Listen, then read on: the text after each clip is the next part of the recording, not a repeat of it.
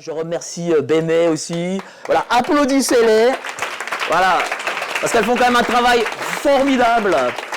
Il n'y a pas beaucoup de jeunes, malheureusement, dans notre combat. Malheureusement, il n'y a pas énormément de jeunes. Et Béné et Anastasia fédèrent malgré tout nombre de jeunes, comme le fait Ilan, comme le fait Juliette Deschâteaux. Je remercie aussi Marc Menand d'être venu. Hein.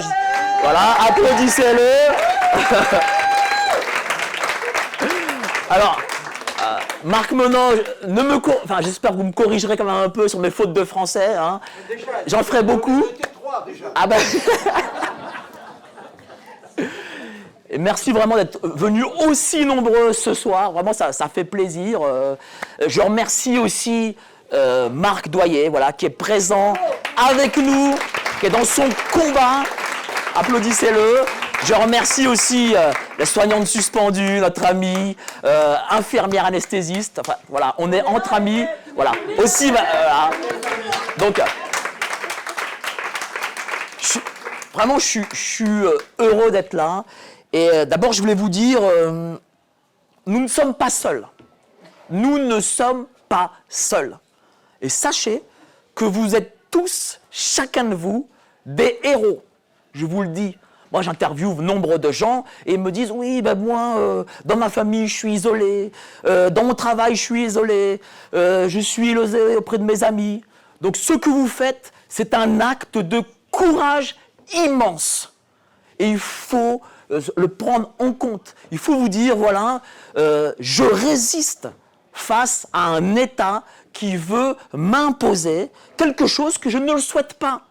Et tout le monde n'est pas apte à le faire. Tout le monde n'est pas assez fort pour le faire. Et vous l'êtes. Donc, beaucoup viennent, minimisent leur action, ils se disent « Oui, nous n'y arriverons pas, nous ne réussirons pas. » Si nous réussirons, parce que notre combat, eh bien, il est juste. Alors, moi, parce que je vais parler surtout des médias un peu alternatifs face aux médias mainstream qui nous vendent un peu, pas tous, la même soupe, disant voilà, il faut se vacciner, il faut porter des masques, il faut de la distanciation sociale parce que voilà, sinon, vous protégez les autres. Moi, j'ai voulu créer un média qui justement va à l'encontre de ce que disent tous ces gens. Parce que tous ces gens, en réalité, tous ces journalistes très sympathiques, ne font d'abord pas de terrain. Ils ont évidemment les dépêches AFP qui recopient. Ils viennent tous à peu près des mêmes écoles, de Sciences Po, l'IEJ. Ils habitent les mêmes endroits, les mêmes quartiers. Ils viennent des mêmes rédactions. Ils sortent ensemble. Ils vont dans les mêmes restaurants. C'est un petit monde. Et moi, je ne viens pas de ce monde. Moi, je viens à la base du monde de la politique. Voilà, moi, j'étais un jeune opportuniste de la droite, de chez Nicolas Sarkozy. Voilà. Oui. Eh oui, j'étais d'ailleurs de la promo de Gérald Darmanin, on a le même âge, j'étais son collègue.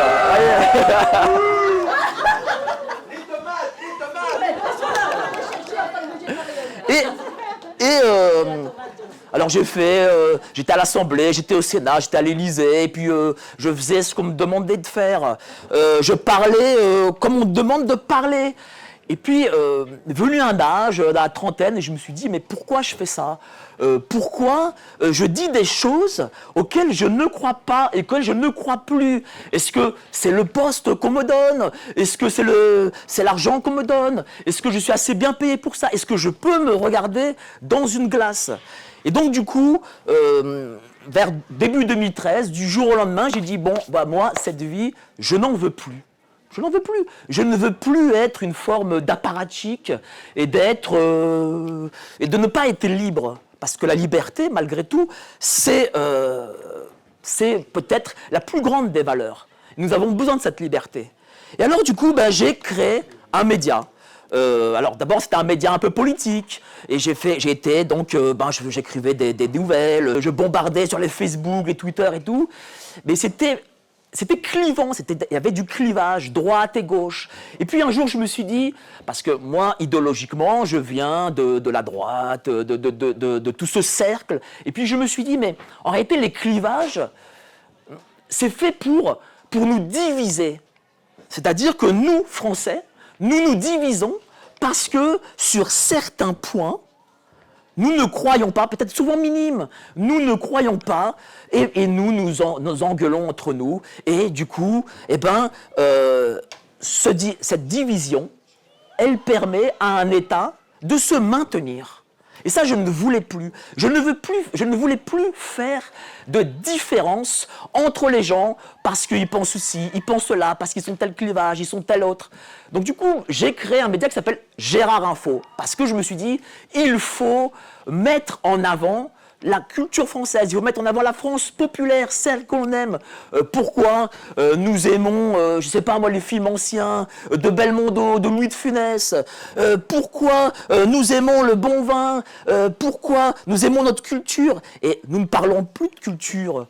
Dans les médias, nous n'en parlons plus. Comme si c'était ringard, comme si la France, c'était un ringard, voilà, et qu'en fait, seule comptait la France du mondialisme, du progressisme, et la France de Saint-Germain et de la rive gauche de Paris. Eh ben non, la France, elle est village, il y a les clochers. D'ailleurs, je suis très content aujourd'hui d'être sous un clocher, si je puis dire. Et donc, je veux parler de cette France-là. Et puis, il y a aussi une chose, je me suis dit, les journalistes ne font plus de terrain.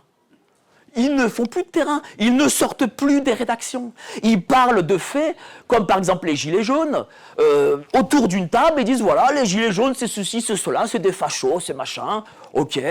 Mais pourtant, aucun d'eux n'est allé sur le terrain, aucun d'eux n'est allé voir ces gens, aucun d'eux n'est parti leur parler pour connaître leurs souffrances, leurs revendications. Et je me suis dit, il faut que moi je le fasse. Il faut que moi j'y aille, avec une caméra, avec un micro, et il faut que je voie des gens, il faut que j'accompagne des mouvements populaires pour que ces mouvements populaires ne soient pas travestis. Parce qu'aujourd'hui, tous nos mouvements sont travestis. Rappelez-vous les manifestations contre le pass. Nous manifestions parce que l'État nous impose un papier, un passeport à l'intérieur de nos frontières pour entrer dans des endroits, pour aller à l'hôpital, pour voir ses parents dans des EHPAD, pour aller déjeuner. Et c'est pas normal. C'est quand même pas normal. La France, c'est liberté, égalité, fraternité. Et pourtant, ça n'a pas choqué au sein de la population. Donc moi, lorsque j'ai vu ces manifestations, j'ai voulu les accompagner parce que, encore une fois, on a dit oui, ce sont des fachos fâchés et qui sont contre, ils veulent que la pandémie se répande, hein, des complotistes, des salopards de complotistes qui disent des choses, en plus ils sont antisémites, hein, tous évidemment. Et donc, il fallait montrer la réalité, il faut montrer les gens. Ici, j'ai interviewé certaines personnes ici, dont Marc ou Madame soignante suspendue, parce qu'il manque aussi, je vais vous le dire, de l'information. On ne veut plus informer. Comment se fait-il? Tout à l'heure, j'ai parlé avec des gens qui me disaient comment se fait-il que nombre de nos concitoyens ne savent pas qu'aujourd'hui, il y a 15 000 soignants suspendus et 5 000 pompiers suspendus. Comment ça se fait? Pourquoi les médias ne font pas ce travail? Pourquoi ils ne vont pas voir des soignants suspendus en disant mais comment aujourd'hui vous vivez en France? Et eux vous répondent mais attendez, moi je ne touche plus rien, je ne touche ni allocation, ni chômage, ni RSA, ni rien. Je suis soignant depuis 20-25 ans, je suis soignant anesthésiste depuis 20 ans et je ne touche rien. Et ça, personne n'en parle. Pourquoi ces médias n'en parlent pas? C'est une injustice. Normalement, nous, Français, nous devrions nous lever contre. Et pourtant, il ne se passe rien. Si demain, on nous disait, oui, tous les professeurs sont suspendus parce qu'ils ne sont pas vaccinés, je ne sais pas, on va dire 1 million de professeurs, et ils n'auront pas de salaire, ils n'auront pas d'alloc, ils n'auront rien, ils vivront avec zéro, et on resterait comme ça. Eh ben, c'est pareil pour les soignants suspendus. C'est, pour moi, une révolte. Et je veux montrer au plus grand nombre ce que l'État nous cache. Et ils nous cachent nombre de choses. Ils nous cachent, par exemple, sur l'affaire McKinsey, la réalité des cabinets de conseil. Ils nous cachent le Rothschild Gate concernant M. Macron. Ils nous cachent moult choses. Il nous cache par exemple l'annonce faite par Madame Lagarde la semaine dernière qui nous dit que le quoi qu'il en coûte c'est fini, qu'ils vont monter les taux d'intérêt et donc du coup vous aurez l'inflation galopante. Il nous cache même le chiffre de l'inflation dont ils disent ah mais c'est 5% alors que toute personne normale voit bien que vos prix ont augmenté de 20 à 30%. Donc il faut débusquer tout ça et il faut en parler, il faut le montrer parce que et il faut aussi que vous vous informiez, mais votre travail, parce que vous avez aussi un travail, c'est de parler à vos amis, à votre famille, de leur dire « mais écoute, il y a cette histoire, il y a cette affaire, l'État nous cache ceci, l'État nous cache cela. » L'affaire, par exemple, de Marc Doyer, voilà, il le dit, ma femme Morissette, après la vaccination, a eu la maladie de Creutzfeldt-Jakob. Et donc nous devons tous aller voir nos amis et leur dire ce qui s'est passé à cause de la vaccination. Parce que moi je vais vous dire, le problème c'est que les gens aujourd'hui ils veulent pas s'informer. Et si nous ne faisons pas ce travail d'aller chez les gens, de discuter avec eux, de leur dire quoi et qu'est-ce, les gens ne le feront pas. Et ils seront dans l'ignorance. Parce que l'ignorance c'est le pouvoir, mais le pouvoir de l'État. L'État a le pouvoir sur nous parce qu'on ignore les choses. Moi je vais vous dire, vous pensez que si les gens étaient vraiment au courant de l'affaire McKinsey, que McKinsey en réalité gouverne, c'est eux qui gouvernent, ce sont ces agences qui gouvernent, vous pensez sincèrement que monsieur et madame voteraient pour monsieur Macron? Vous pensez sincèrement qu'on aurait encore un quinquennat de Macron? Non. Donc nous notre job, voilà, c'est d'informer les gens, et ça c'est le mien. J'aurais pu avoir une carrière poétique, mais je m'en fiche. Parce que c'est pas ça le but. Le but, c'est pas d'avoir ses fesses comme ça là, à l'Assemblée nationale, de voter des lois, de co-signer des amendements. Moi, ça ne m'intéresse pas. Moi, ce qui m'intéresse, c'est de parler de vérité, que tout un chacun sache comment l'État veut nous manger. Parce que l'État n'est pas notre ami. Hein. Sachez-le, il n'est pas votre ami lorsqu'il vous envoie vos URSSAF, vos taxes, vos impôts, revenus, compagnie. Lorsqu'il vous dit non mais taisez-vous, vous ne faites que payer, il n'est pas notre ami. Alors je ne dis pas que on va faire la révolution, hein. Ben, je suis gentil quand même, mais il n'est pas notre ami. Voilà. Alors n'hésitez pas, parce que je ne vais pas être tout seul à parler. Si vous avez des questions, par exemple peut-être sur comment je travaille, serait-ce que sur un média indépendant, voilà, je prends toutes les questions de la salle. Merci beaucoup.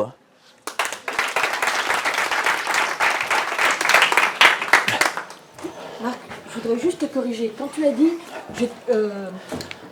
j'étais le seul, mais tu sais, Yvan Rioufol, par exemple, il a toujours soutenu les Gilets jaunes, il a été dans la rue avec les Gilets jaunes. C'est quand même un des rares journalistes qui a été... Il y en a certains. Alors, ouais. Évidemment, je me suis peut-être un peu avancé. Hein. Ça m'arrive. Hein. Donc, il y a évidemment Marc Menant, par exemple, qui va parler de la vaccination et qui va nous en dire beaucoup d'ailleurs dessus depuis Pasteur. Hein. Oui. Depuis au moins Pasteur. La vaccination. Voilà. Donc, on terminera, même si vous ne l'êtes pas, on terminera, si je suis pertinent, on terminera tous anti-vax. Mais malheureusement, ils sont quand même trop peu. Et il y a une chose, c'est la censure. Alors, c'est vrai, on nous censure parce que YouTube n'aime pas parler de la vaccination.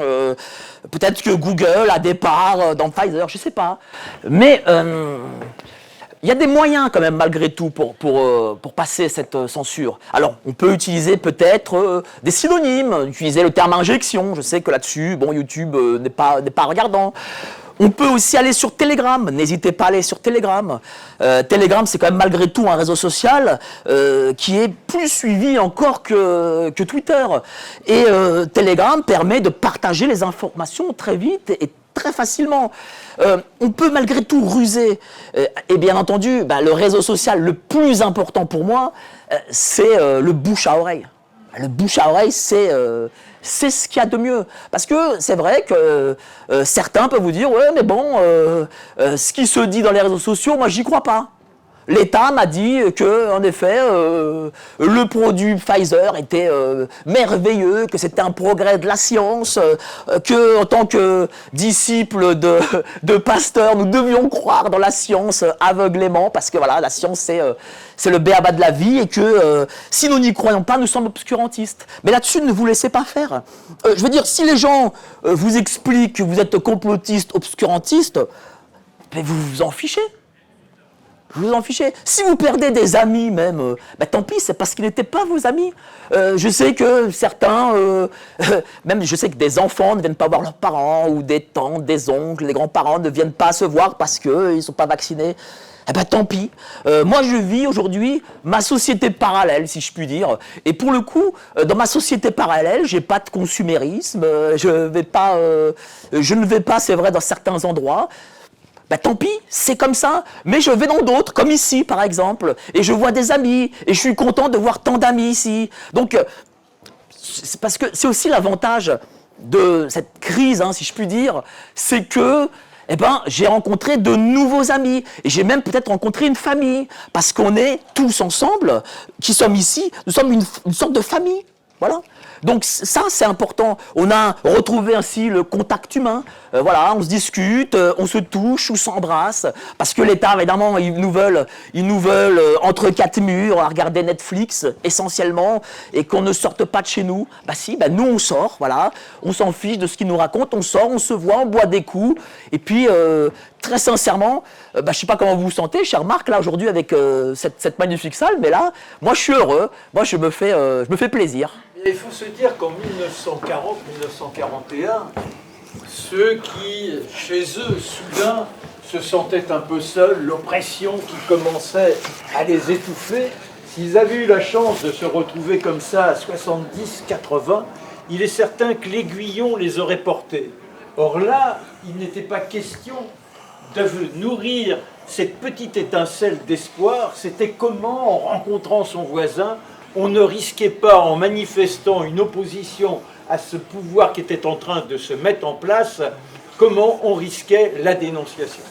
Alors, il y a pas mal de propos sur ce que tu viens de dire, Mike, qui sont à reprendre. On peut rester là tous les deux. Vas-y. C'est ce qu'on appelle passer le relais, mais, voilà. Mais reste là quand même. J'ai fait la première partie d'Olympia, là. On va faire un duo. Hop. Du coup, pardon, mais merci d'accueillir Marc Menon.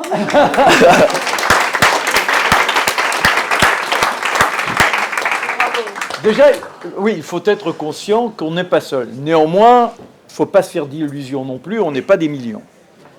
Également, comment arriver à faire passer certaines informations, c'est pas si simple que ça. Il n'y a pas qu'une notion de vérité. Car au départ, nous avons à lutter contre un conditionnement. Et un conditionnement qui s'est mis en place il y a un siècle et demi. C'est ce que j'ai voulu montrer dans ce livre que certains ont peut-être lu.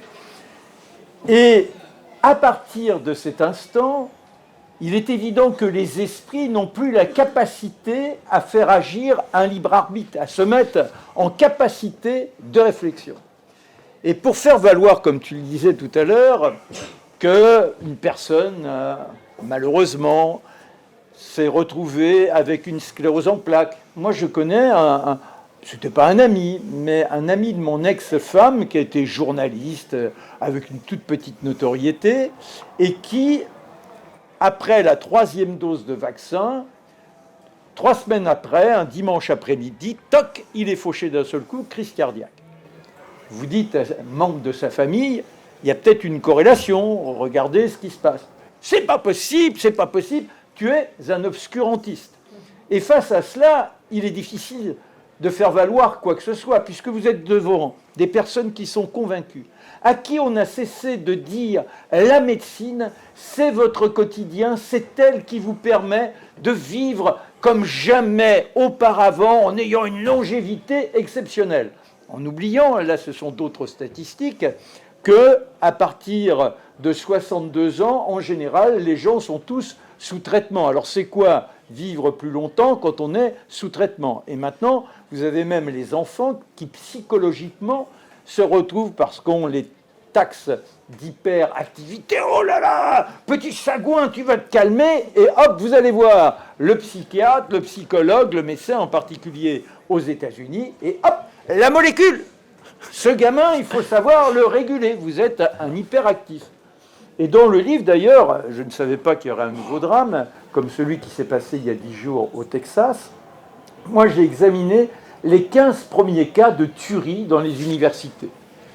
Tous les auteurs étaient des personnes qui étaient sous traitement, Ritaline, etc., etc. Tous. Ce qui explique d'ailleurs qu'il est invraisemblable que personne n'essaie de comprendre ce qui se passe sur des individus qui ne sont pas... Et là, on dit tout de suite, c'est parce que c'est la vente d'armes libres. Mais ce n'est pas spécialement la vente d'armes libres, que vous prenez des jeunes qui ont 17 ans, 18 ans. On a même eu des gamins qui, à 10 ans, attaquaient leurs congénères avec un couteau. Comment peut-on imaginer que ce soit la vente libre des armes qui permette ça? En revanche, on a énormément de cas de suicide qui se multiplient. Et il y a, alors je raconte tout ça dans le livre avec les témoignages. Pour en revenir à ce que tu évoquais tout à l'heure, la pharmacovigilance, il est difficile de la faire valoir. Pourquoi? Les 3/4 des médecins ont conseillé à leurs patients de se faire vacciner. À partir du moment où vous êtes mis dans cet engagement, ma sœur, par exemple, n'avait jamais eu de cystite de sa vie. 3 jours après la 2e dose, hop, elle a une cystite. Elle va voir son médecin, elle dit, c'est quand même curieux, docteur, moi qui suis plutôt en bonne santé, etc. Je suis suspicieuse sur la dose que vous m'avez injectée. Mais madame, allons donc, j'ai corrélé pas mal de choses comme ça, mais écoutez, pour le moment, il est certain que c'est un traitement sur lequel il nous faut nous reposer. L'avenir est là. La pharmacovigilance fera son travail. Et si effectivement, dans quelques mois, on s'aperçoit que ça s'est multiplié comme cas, eh bien là, on pourra en tirer des conclusions. Mais le problème, c'est que c'est lui qui doit être l'un des éléments qui nourrit la pharmacovigilance. Et ils sont nombreux comme ça à ne jamais vouloir corréler. Donc, force est de constater que quand vous allez aller rencontrer des gens à qui on a instillé une terreur permanente, souvenez-vous, ce croque-mort qui tous les soirs comptait les morts, et les gens qui commençaient à bruisser de terreur, et vous allez leur dire, alors que la seule façon de leur permettre de sortir de cette horreur dans laquelle on les engonçait, la seule façon de leur offrir la perspective de sortir de cette abomination, c'était le vaccin. Au pays de Pasteur, comment pourrait-on être obscurantiste au point de ne pas croire dans cet avenir de la science conquérante? Et alors c'est ça que j'ai essayé de mettre dans mon livre. Tu peux intervenir quand tu veux. Hein. Avec plaisir, oui. Non, mais on peut... Je vais relancer un peu sur Pasteur après. Oui. C'est-à-dire que c'est ça qu'il faut arriver à comprendre pour se situer dans la position qui est la nôtre. Vous avez la chance de faire agir votre intelligence, d'être dans un scepticisme, un doute légitime. Le propre du scientifique, théoriquement, c'est cela. Il n'y a aucune théorie qui à tout jamais est validée. En revanche, le grand problème, si vous êtes astronome, il y a 15 ans, vous auriez rencontré, moi j'adore fouiner chez les uns et les autres, butiner quelques éléments qui m'entourloupent la tête et qui me sortent du petit quotidien. L'œil rivé sur l'œilleton et hop, vous êtes là dans l'empiré, c'est extraordinaire. Mais il y a 15 ans de ça, on vous aurait dit, il est impossible qu'une planète gazeuse se trouve près de son étoile, près de son soleil. Les lois telles qu'on les a déterminées montrent qu'il ne peut y avoir que les planètes telluriques qui soient orbitées autour de leur soleil. Et puis, il y a 10 ans, on a découvert, on n'en revenait pas, qu'il y avait effectivement des planètes gazeuses qui tournaient autour de leur soleil. Et là, les astronomes n'ont pas dit « oh là là, obscurantiste, si tu remets en cause... Alors, il y a eu des sceptiques, forcément, parce que quand vous êtes dans l'élan d'une voix qui a été reconnue par les uns et les autres, ça trouble un peu. Mais ils sont dans le jeu de l'esprit. Là, on n'est plus dans le jeu de l'esprit. Vous avez déterminé depuis un siècle et demi, et petit à petit, et là encore, j'essaie de le montrer, avec les vaccins, et dans 2 secondes, on reviendra sur Pasteur.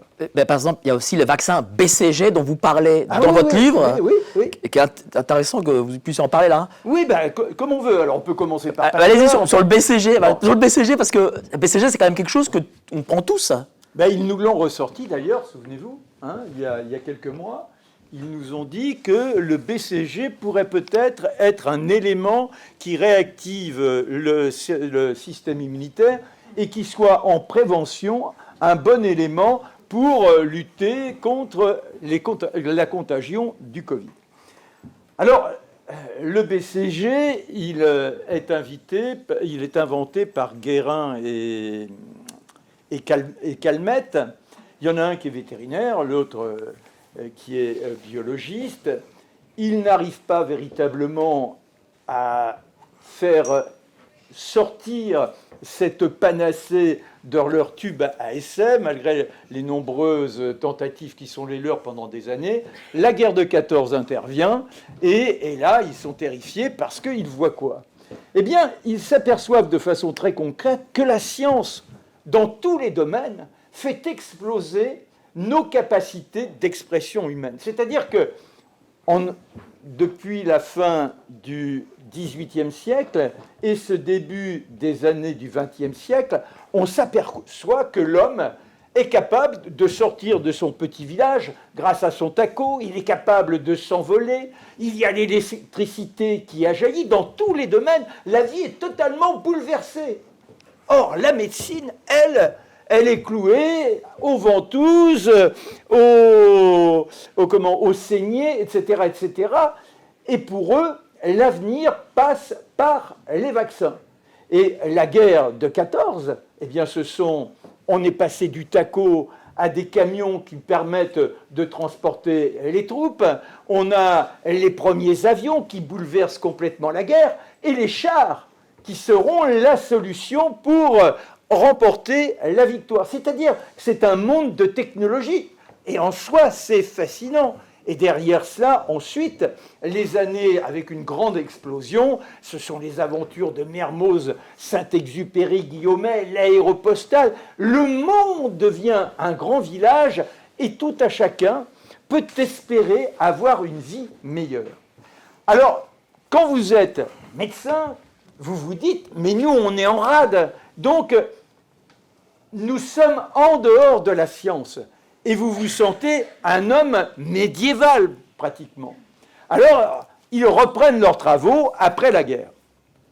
Et là, ils inventent un vaccin qui est administré à un jeune nourrisson dont la mère vient de mourir de la tuberculose. C'est-à-dire que le nourrisson, il est à peine né, il n'a rien demandé, tac, on lui administre le BCG. Il y aura également après, dans une maternité, où on généralise la méthode et on clame le succès. Dans tout ça, il ne faut jamais oublier, moi j'ai écrit ce livre pour que tous ceux, déjà comprendre pourquoi les vaccins étaient une aberration, et pour que tous nous puissions puiser des arguments. Parce que si on est dans la lignée de ce que tu disais tout à l'heure, à savoir les effets secondaires, on vous dira toujours « mais c'est pas vrai, c'est du n'importe quoi, la personne, quand on te dit elle a été victime d'une crise cardiaque, le vaccin était en dehors de ça, la maladie... » Donc, et vous ne pouvez pas, c'est-à-dire que c'est parole contre parole. En revanche, si vous faites l'historique et que vous montrez pourquoi il n'y a eu que des échecs en matière de vaccination, pourquoi on s'est inscrit dans un principe qui était une ineptie en soi, mais auquel on a voulu croire ce principe. Pourquoi? Eh bien parce que là encore, il faut essayer de comprendre les mentalités du temps. Là encore, j'ai un chapitre où je fais une courte histoire de la médecine. La médecine, dans un premier temps, on est bien avant les monothéismes, et si on remonte jusqu'à 10 000 ans, avec l'animisme tel qu'il règne et comment on a le dialogue avec les esprits. Moi, j'ai eu la chance de rencontrer plusieurs chamans dans des peuples premiers, en me bagnodant à travers le monde, que ce soit en Asie ou en Amérique du Sud. Et ils ont des capacités auxquelles on croit ou on ne croit pas, mais qui permettent de néanmoins proposer aux patients des solutions de santé. Et je ne sais pas si vous vous souvenez, pour les plus âgés, dans les années 70, les gros titres qui étaient apparus pour nous dire « Ah, regardez, ces pauvres peuples est resté à l'aube de l'humanité. C'est terrifiant, heureusement, nous sommes des conquérants. » Et c'était les chirurgiens à main nue aux Philippines. Et aux Philippines, alors il y avait un énorme reportage qui a été repris après par tous les confrères, où effectivement, vous avez des gens qui se retrouvent avec des passes dans le noir le plus absolu, et le chaman, en l'occurrence que l'on disait chirurgien aux mains nues, qui vous fait quelques actions sur le ventre, et puis après, à côté, il y a un seau dans lequel on a placé des entrailles d'animaux. Et on dit, vous vous rendez compte? Et ils sont assez cons pour croire ça. Quelle super chose. Sauf que ce qui est très intéressant, c'est qu'en réalité, de cette manière-là, on déclenche quoi? Ce phénomène étonnant qui est l'effet placebo. Et moi, j'ai vécu ça au Mexique. Au Mexique, avec une femme qui pratiquait de la sorte. Et entre autres, j'avais été averti car j'avais fait une émission sur Europe 1 avec un cascadeur dont la médecine avait dit qu'elle était impuissante et qu'il était condamné à la pathologie dont il était affligé, et on ne pouvait lui offrir aucune solution. Il s'est retrouvé avec cette femme qui l'a traité comme s'il était l'un des nombreux patients se présentant. Il n'y avait pas de priorité car il venait de France. Il a attendu le tirage au sort et à un moment donné, elle l'a placé, elle l'a trifouillé, elle lui a joué son coup de supercherie. Mais le plus invraisemblable, c'est que cet homme a été guéri.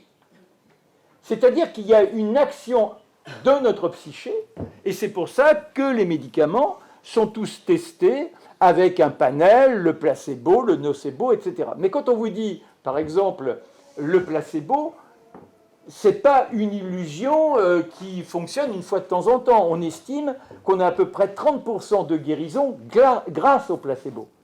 Mais également, quand on dit qu'une molécule elle est efficace, personne ne peut savoir si dans cette efficacité prêtée à la molécule, ce n'est pas en réalité la psyché également, au moins pour certains, qui a agi. Donc, vous voyez qu'il y a énormément de biais dans les raisonnements. Il y a 2 mois, dans la rédaction à CNews, le seul qui l'ait lu, et il y a Charlotte qui est actuellement en train de le faire, c'est Mathieu Boycotté. Tous les autres, pendant 2 ans, je me suis battu avec eux. Je me promenais avec un masque qui était là, qui me servait de barbichette. Je refusais toutes les disciplines possibles et inimaginables. On m'a vu traîner dans les manifestations de Philippot. On m'a donc, quand j'apparaissais sur les plateaux, que j'essayais de dire que c'était une farce de clamer que le vaccin, parce que pendant 1 an et demi, on attend le vaccin et ce sera la panacée. Je disais, mais d'abord, comment en si peu de temps on est certain d'arriver à un résultat, et au nom de quoi donc on peut engager ce processus d'espoir et continuer pendant ce temps-là. Mais est-ce que ça veut dire que dans ces rédactions, les journalistes qui y sont ont une croyance, oui, comme dans la religion, oui, vis-à-vis de ces vaccins? Mais oui, c'est ce que j'essaie de démontrer dans le livre. C'est-à-dire, c'est pour ça qu'il faut tout remettre en perspective. Depuis toujours, moi je me souviens d'Yves Calvi, il y a 15 ans de ça, on était ensemble à Europe 1. Et déjà, j'avais des propos de dissidence. Moi j'aime bien la dissidence. On se sent bien. C'est pas à vous que je vais apprendre ça, c'est pas facile au quotidien. Mais quelle jouissance, je suis tout seul. Non, mais c'est extraordinaire, c'est extraordinaire. Oui, alors.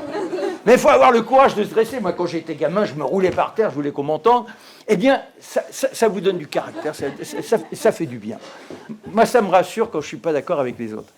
Et Yves Calvi me disait, mais enfin quand même, tu peux pas nier que grâce à la médecine, on vit beaucoup plus longtemps aujourd'hui. Et alors là, dans le livre, j'ai repris tous les éléments qui montrent quelles étaient les conditions de vie des gens.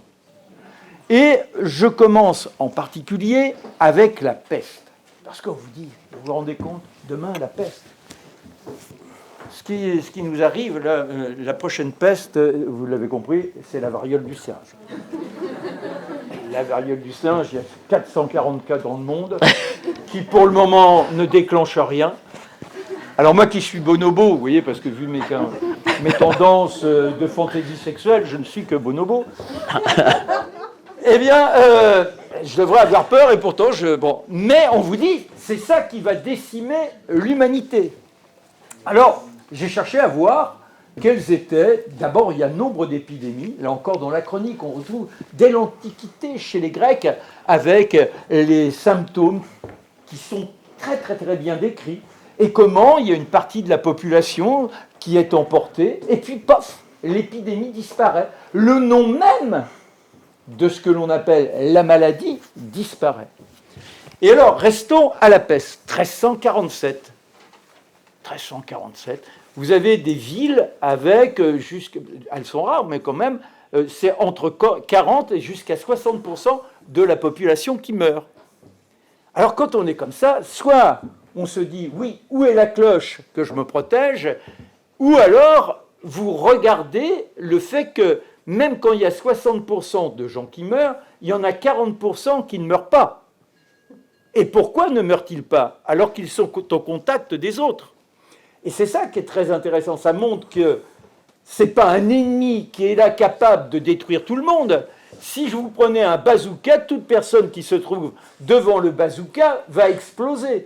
Qu'est-ce qui fait qu'un élément qui vous infiltre ne détruit que certaines personnes et pas les autres? Ça montre que la physiologie est capable d'une réactivité. Et les éléphants vivent 150 ans. On a des tortues qui vivent 250 ans.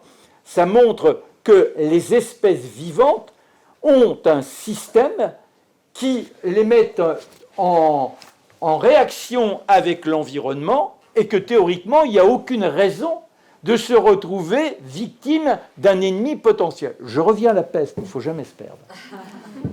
Que se passe-t-il en 1347? Alors là, quand vous êtes devant l'équation, vous avez les chiffres. D'où vient la peste? Ça, je vous passe le détail. Et puis soudain, à partir de Marseille, elle va déferler et contaminer pratiquement toute l'Europe. Et là, je vais tout de suite voir le roi Ladurie. Je ne sais pas, une sorte d'intuition. Pourquoi une intuition? C'est parce que, étant au quotidien au contact de l'histoire, je sais qu'il y a des périodes où véritablement la météo était épouvantable et les conditions de vie devenaient telles que les êtres étaient en dépérissement. Alors que se passe-t-il en 1347? Le roi Ladurie, qui est le grand historien de la climatologie, nous dit, eh bien, c'est le début de la phase finale de la petite ère glaciaire qui continuera jusqu'à Louis XIV.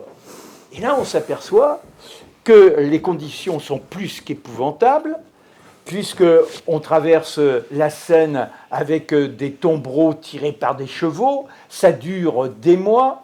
Par ailleurs, ce climat épouvantable détériore la météo, les étés sont pourris, il pleut énormément, il n'y a plus de récolte, c'est la famine, et les populations, quelles sont leurs conditions de vie? À l'époque, soit vous êtes dans les campagnes, dans des sortes de cahutes, si vous n'êtes pas parmi les aristocrates qui possèdent un château, et ces cahutes sont en terre battue, et pour vous chauffer, vous avez sous votre toit, à côté de la cuisine, le bœuf et quelques bêtes, et c'est la température de ces animaux qui vous permet de vous réfugier les uns contre les autres et d'avoir la possibilité de passer la nuit. Dans des conditions comme celle-là, il est évident que votre organisme est extrêmement sollicité. Ça, c'est la sollicitation, je dirais, liée à l'environnement.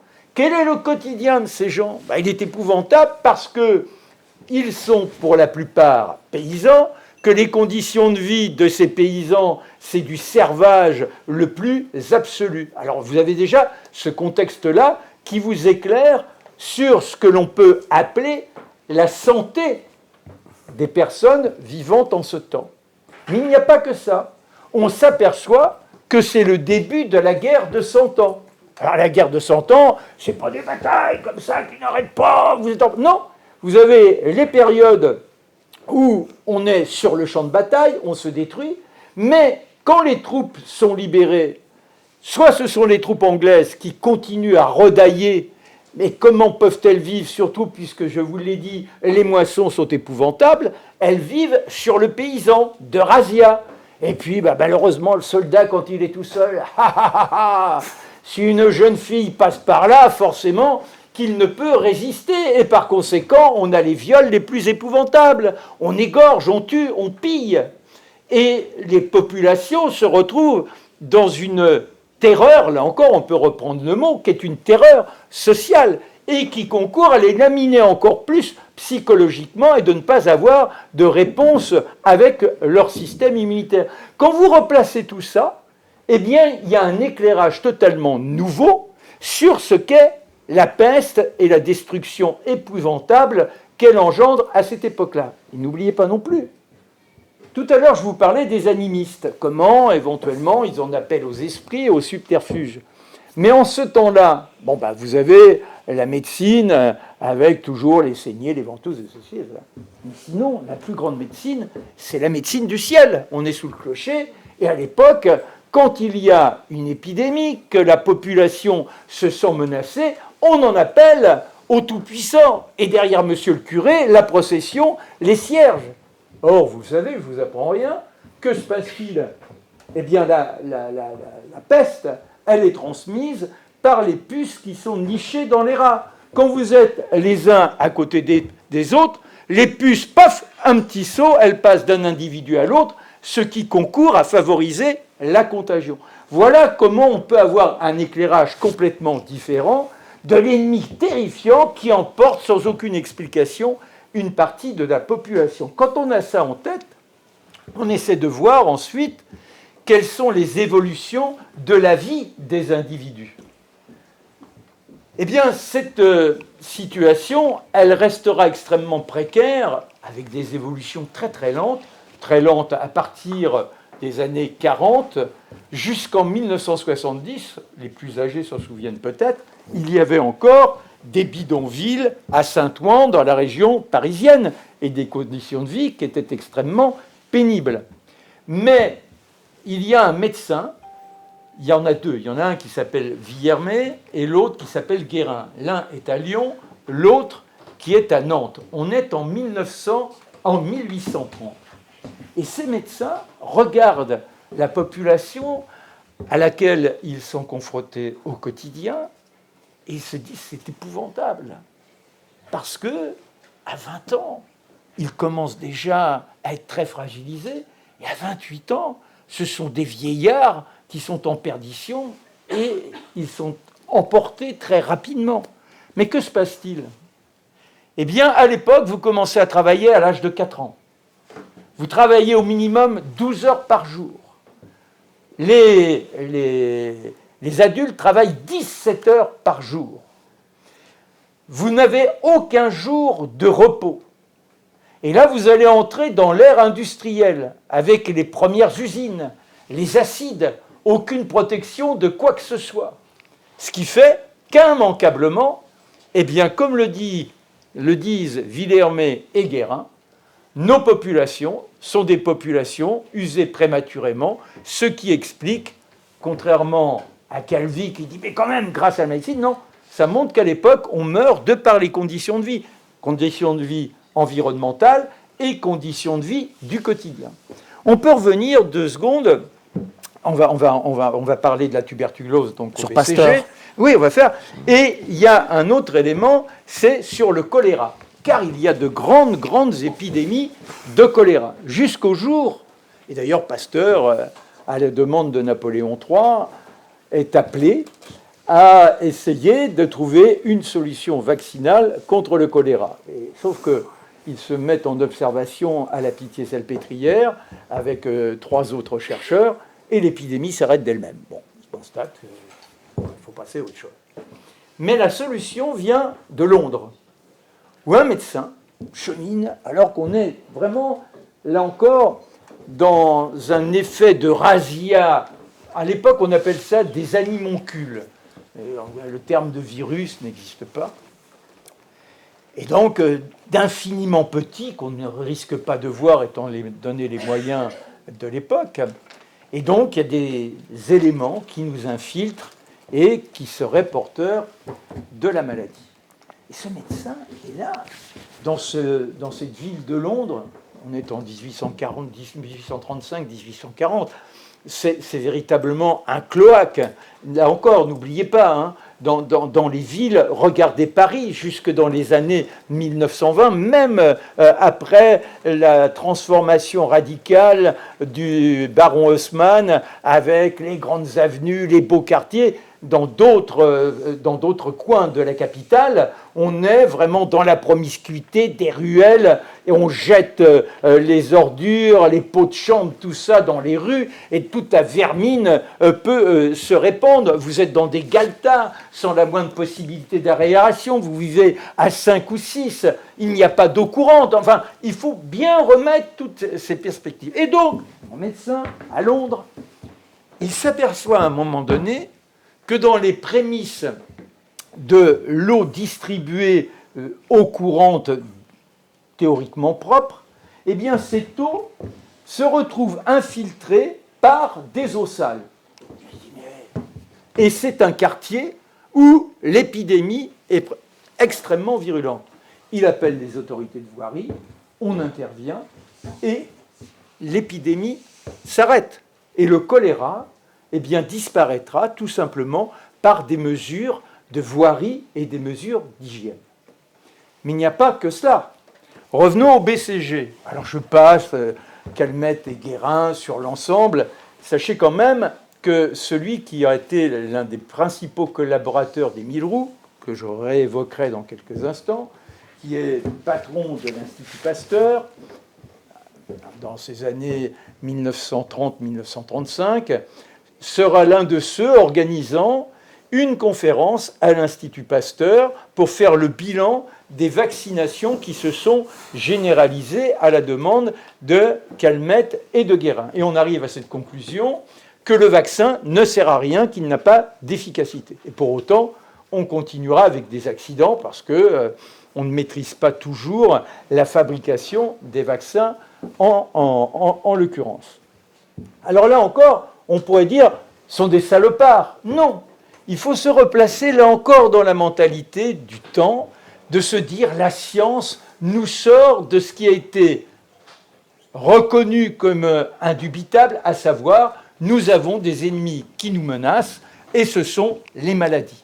Et comment lutter contre les maladies? Ce sont les vaccins. Comment on est arrivé à cette persuasion? Donc, grâce à Pasteur.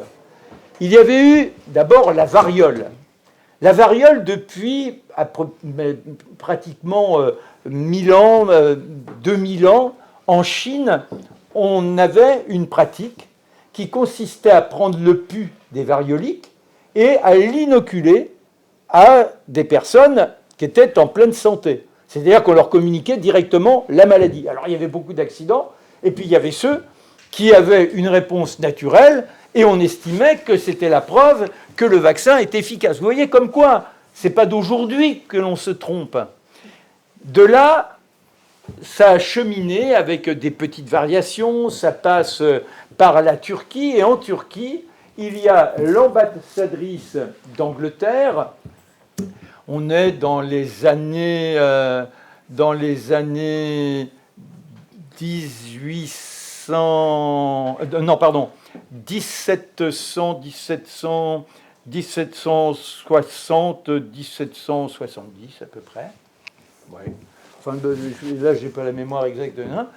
Et elle remarque cette méthode qui s'est un tout petit peu améliorée et qui arrive en Angleterre en disant il faut pratiquer ce que l'on n'appelle pas encore la vaccination, hein. On est dans la variolisation, Et on a un médecin qui sera le médecin de Voltaire durant toute son existence, qui s'appelle Tronchin, Théodore Tronchin, un personnage. Alors, il croit au progrès. Il y a des côtés très intéressants parce que non seulement il croit au progrès, mais il a compris aussi que le comportement de tout à chacun, c'est donc une hygiène de vie, et cette hygiène de vie doit permettre de résister à ce qui est dans la nature et qui semble venir faucher les hommes. Alors Tronchin, il est appelé car on a le roi Louis XV qui est victime de la variole. Alors il vient de Genève, il se précipite dans le carrosse, le galop et tout ça, et là, c'est la dauphine qui s'oppose à ce que les membres de la famille royale soient vaccinés. En revanche, Marie-Antoinette, qui arrive d'Autriche, elle a été vaccinée. Et toutes les personnes qui sont autour de Louis XV, à part Marie-Antoinette, ne seront pas victimes de quoi que ce soit. Le roi Louis XV meurt, on en est certain, de la variole, mais que ce soit les domestiques, les membres de la famille, personne ne mourra de la variole. Néanmoins, donc, cette pratique gagne l'aristocratie, et en campagne, on a un médecin, il s'appelle Génère. Alors, médecin, Génère, il va d'une ferme à l'autre. Et puis, on parle beaucoup de la variole. Et chez les petits paysans, il n'y a jamais de variole.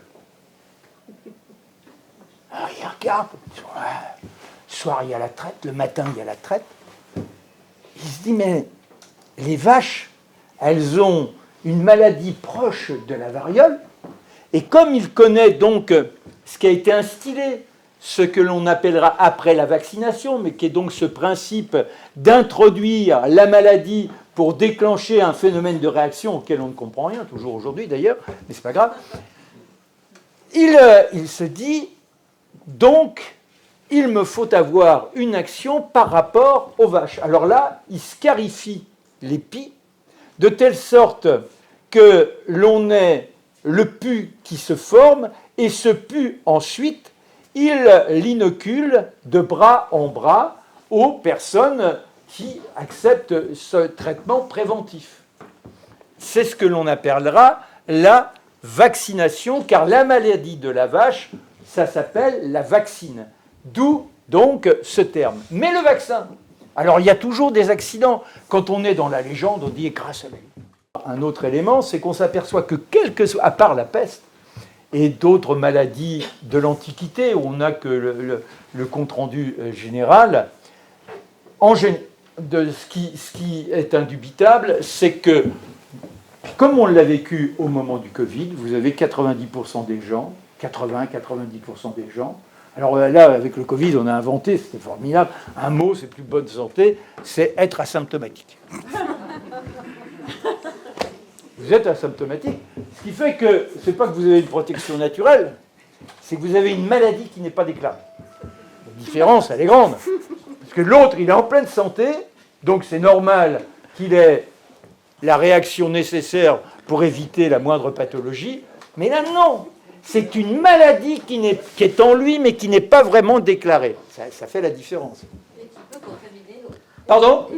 Eh bien, il y a bien, forcément. Et rappelez-vous, à l'époque, les super contaminateurs. Mais ne me montrez pas du doigt. Parce que moi, je ne mettais pas le masque en plus. Non, c'est dur. Hein. Criminel. Mais ça, on me l'a dit en plateau. On m'a dit, ah bah oui, on m'a dit carrément que j'étais un criminel. Oui. Ah bah oui. Non, mais c'est terrifiant. Alors, ça, vous l'avez vécu. Comment vous avez fait, alors vous qui êtes dans les médias assez news, justement en étant le seul contre tous ces gens? Il y avait Rioufol quand même. On Ouais, était vous êtes deux, voilà. Mais on n'était pas sur les mêmes plateaux. Ouais, mais voilà, donc vous étiez quand même tout seul. Hein. Faut accepter d'être traité de tous les noms, d'avoir des journalistes présentateurs qui vous disent « vous n'êtes pas médecin ». Je dis justement, c'est pour ça que je peux parler, parce que je ne suis pas médecin. Et le médecin ne connaît rien au virus. Il n'est pas biologiste. Et en plus, ce qui est extraordinaire, c'est que les médecins, la maladie, entre guillemets, était à peine déclarée, qu'ils se précipitaient sur les plateaux en ne sachant pas plus que quiconque pour dire voilà ce qu'il faut faire. Et voilà les dangers. Or, un médecin est un prescripteur. Moi, j'ai une fille qui est docteur en biologie, qui travaille au CNRS, et un gendre qui fait le même métier de docteur en biologie. Et ce sont eux qui essaient de comprendre les rouages de la matière. Déjà, ça me permet d'avoir un éclairage, c'est que dans le vivant, il est très difficile de répéter les éléments qui arrivent toujours à un résultat. Mais justement, est-ce qu'on a trop donné la parole à ces médecins de plateau et pas à ces biologistes? Mais étant donné que vous êtes dans une intime conviction vous-même, c'est ça qu'il faut se mettre dans la tête. Les journalistes sont des gens qui ont été formatés. Les 3/4 des gens que vous connaissez sont formatés. Quand vous étiez, pardon s'il y a des croyants parmi vous, mais quand vous étiez au XVIIe siècle, XVIIIe siècle, si vous mettiez en doute l'existence du Tout-Puissant, vous deveniez quelqu'un, un blasphémateur, et ça pouvait vous coûter très cher. Les premiers libertins, Vanini et compagnie, on leur tranche la langue, on les met sur le bûcher. Il faut pas oublier ça. Donc là, vous avez des gens qui ont cette intime conviction que les maladies nous tombent dessus, ce sont des agresseurs, et que grâce à la médecine, on peut éviter ça. C'est pour ça que depuis des années, il se passe quoi? Vous devez avoir un médecin traitant. Vous recevez constamment des avis pour le diagnostic de tel cancer, cancer du poumon, cancer de la prostate, cancer du sein, cancer du côlon, etc. Tous les jours, il y a un petit prospectus. Et vous ne vivez plus sans votre médecin. Et écoutez les gens. Mon médecin m'a dit... moi, je fais ce que mon médecin m'a dit. Ça, il m'a dit, avec ça, il m'a donné une petite molécule. Pop, je ne sens plus rien. Mais il t'a dit là que tu pourrais changer un peu ton comportement parce que tu... Non, il m'a dit surtout, vous ne changez rien, vous êtes heureux, nous on s'occupe de vous. À partir de là, il est évident que vous ne pouvez pas avoir la moindre réactivité. Vous êtes comme endormi, vous êtes anesthésié. Vous voulez croire en cette toute-puissance de la médecine qui vous déresponsabilise. Et là encore, c'est pas... La médecine s'inscrit dans le phénomène qui est celui du consommateur. Notre système, depuis 2 siècles et demi, là, s'est mis en place, et en particulier venant des États-Unis, s'est mis en place pour nous transformer non pas en citoyens, mais en consommateurs. Et de telle sorte que, de plus en plus, on est infantilisé. Si vous dites à quelqu'un « arrête de fumer », je fais ce que... Mais moi, je n'ai pas de jugement. Je te dis, ça peut quand même éventuellement avoir une action négative. Tout à l'heure, tu disais un bon vin français. Si tu dis, oui, mais scientifiquement, on voit que même un verre, alors si on en prend un une fois, mais néanmoins, le neurone, il n'aime pas. Le neurone, l'alcool, il n'aime pas. Le vin, ça peut être très bon. Non, je finis juste mon truc. Il se trouve que ça ne fonctionne pas. Alors, moi, je ne suis pas là à dire maintenant, personne ne... Je m'en fous. Mais il est bon de le savoir. Bien sûr. Et à partir de là, tirer les conséquences. Si vous prenez 3, 4 verres, vous pouvez l'impression... Moi, je tiens bien l'alcool. Oui, mais... Sauf que sans t'en rendre compte, mon gamin, il y a un moment, alors, ça fonctionne. Je vois que madame a une question à vous poser. Oui, mais il y a madame d'abord. Madame, Ça va être très rapide. Voilà, madame et après madame. Ma réponse sera plus longue. Non, mais faut pas oublier que Macron a donné 485 millions d'euros à la presse française pour servir la propagande d'État. Je suis journaliste, donc Oui, je connais bien. Ah, quel média? Je suis indépendante. Aux dernières nouvelles, RMC Story. Donc les médias ont été financés pour servir le discours du gouvernement. Donc j'imagine que... Il n'y a pas besoin de ça. Il n'y a pas besoin de ça, mais je veux dire, les journalistes, on sait qu'ils sont sous l'égide des rédacteurs en chef. Non, mais je vous assure, moi, quand vous êtes là, dans la rédaction... Non, mais vous avez un nom, vous pouvez vous permettre d'avoir peut-être une position indépendante. Non, mais c'est pas ça. Non, mais vous avez raison. Mais quand vous parlez avec les jeunes journalistes, là, quand vous sortez un livre, vous dites, voilà tous les arguments. Vous m'avez emmerdé pendant des mois en disant que tu es un charlot, tu n'es pas médecin. Là, je vous sors un truc, c'est peut-être du charabia. Lisez-le, puis après, on en discute. Ayez au moins la curiosité légitime. Le métier de journaliste, c'est une curiosité légitime. Non, c'est n'importe quoi. À partir de là, ça montre bien qu'ils ont été formatés, c'est ce que je vous dis. Il y a quelque chose... Est-ce que c'est les écoles qui les formatent? Mais non, c'est notre façon... Quand je vous dis, nous sommes devenus tous des consommateurs, Et la médecine entre dans ce principe qui nous rassure. C'est-à-dire que vous dites aux gens, grâce au médecin, ne vous préoccupez plus de quoi que ce soit. Et comme mon camarade Calvi, il est indubitable que grâce à la médecine, on n'a jamais vécu aussi vieux. Tournez-vous vers vos proches, même ceux qui ont une oreille attentive ou disons clémente vis-à-vis de vous. Ils vous prennent pour des fous parce qu'ils savent que vous êtes hostile, mais néanmoins ils vous aiment bien, alors ils vont écouter un tout petit peu. À la fin, ils vont dire, mais quand même, tu ne peux pas digner que... on n'a jamais vécu aussi vieux. On n'a jamais... Et quand on regarde, en plus, c'est pas vrai, parce que on a des gens qui vivent très très vieux, que ce soit Voltaire, que ce soit Fontenelle, qui vit à un mois près, il vit 100 ans. Et quand vous étudiez les anciens actes... Oui, maintenant, en plus, oui. Pardon ? Quand vous étudiez les actes d'état civil des décennies précédentes, vous voyez que les gens mouraient très tard. Nonagénaires dans les années 40... Non, mais bien sûr, non, mais bien sûr. Tout le monde l'oublie, personne ne le sait, sauf vous, bien sûr. Ouais. La mortalité infantile était telle à une époque jusqu'à une période récente qu'effectivement les moyennes d'âge étaient très basses. Mais ceux qui avaient la chance de ne pas mourir bébé vivaient jusqu'à 90 ans. Oui, mais c'est là où il faut essayer de comprendre pourquoi il y avait autant de mortalité infantile. Parce que sinon, ils vous diront, grâce au vaccin, et maintenant, c'est pour ça qu'on nous a placé il y a 2 ans, l'obligation vaccinale, 11 vaccins pour les nourrissons dès l'âge de 2 mois. Il y a 8 doses, 8 doses dès l'âge de 2 mois. Non mais 11 sur la première année, mais à 2 mois, 8 doses. C'est-à-dire que même scientifiquement, ça ne peut pas tenir. Et on vous dit qu'un système immunitaire... Alors là encore, demandez à n'importe quel médecin, ou même à un biologiste, qu'est-ce que le système immunitaire ? Il y a 5 ans, allez, mettons 10 ans, on ne savait pas que le microbiote était un des éléments majeurs dans le système immunitaire. Donc on est dans un empirisme le plus total en essayant d'asséner les choses comme si elles étaient des vérités magistères, qui sont donc incontestables en tant que telles. Et on joue aux magiciens, et on applique ces formules. Et là encore, donc, quand on voit les conditions de vie qui étaient celles des enfants, sans oublier également l'alcool.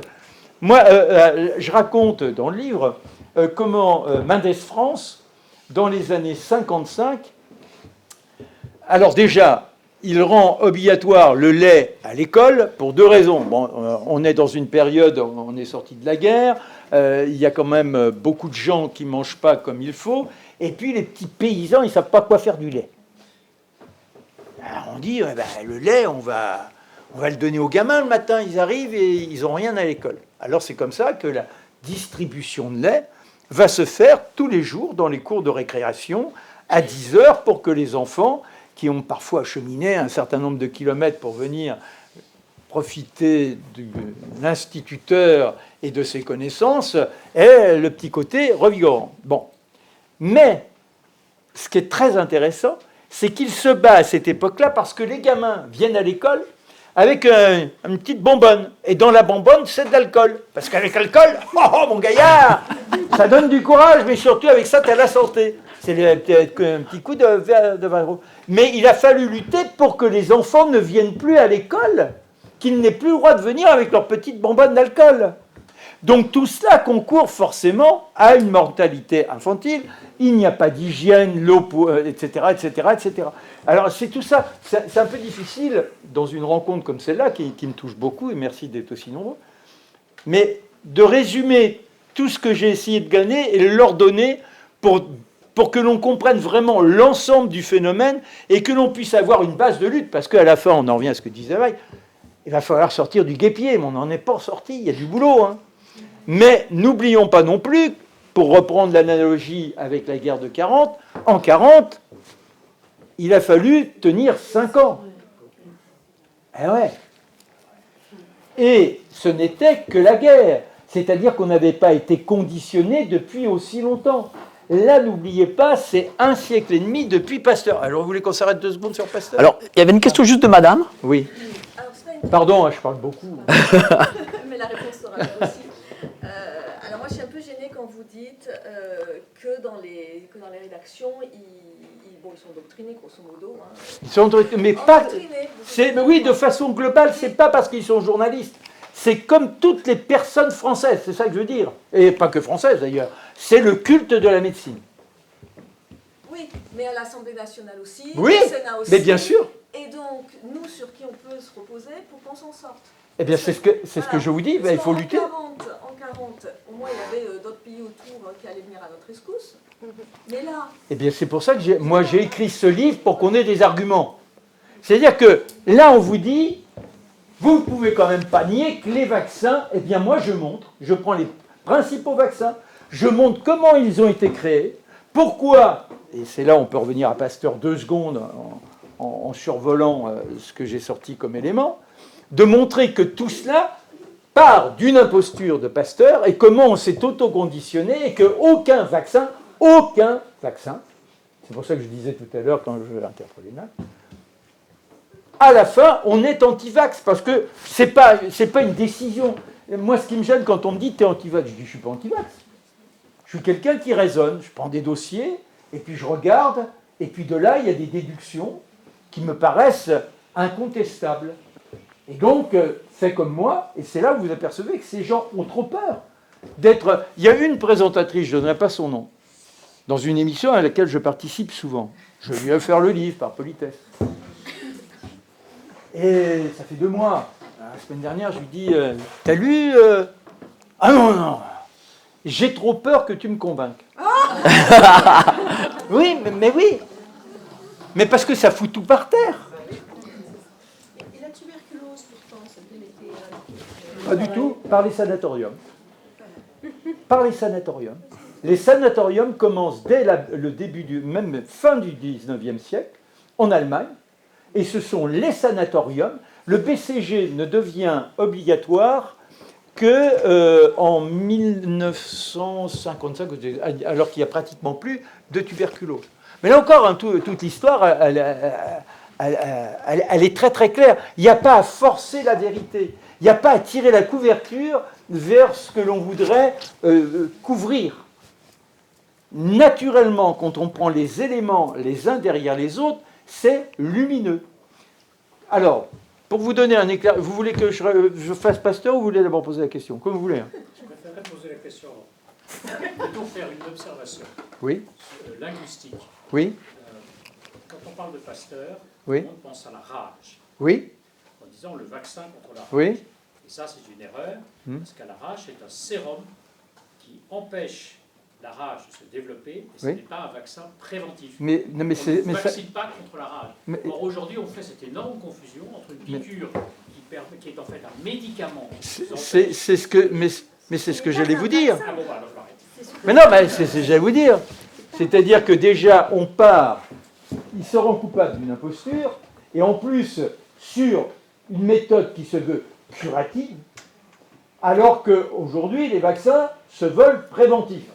Mais il n'en reste pas moins que l'on prend ça comme exemple, c'est l'image de Pasteur qui, donc sur une autre façon d'agir, a réussi à faire croire qu'il y avait là une façon de se comporter avec des injections pour passer de la guérison à la prévention. Mais c'est une sorte de saut quantique. Mais néanmoins, la légende naît de ça. C'est pour ça que tout à l'heure, je vous ai placé aussi la variole, parce que là, la variole, ça se voulait préventif. Ça ne se voulait pas curatif. Alors déjà, sur le curatif, avant même d'évoquer très succinctement l'imposture de Pasteur, il y a une question à se poser. Qu'est-ce que le curatif? En l'occurrence, sur la rage. Et pourquoi Pasteur s'intéresse à la rage?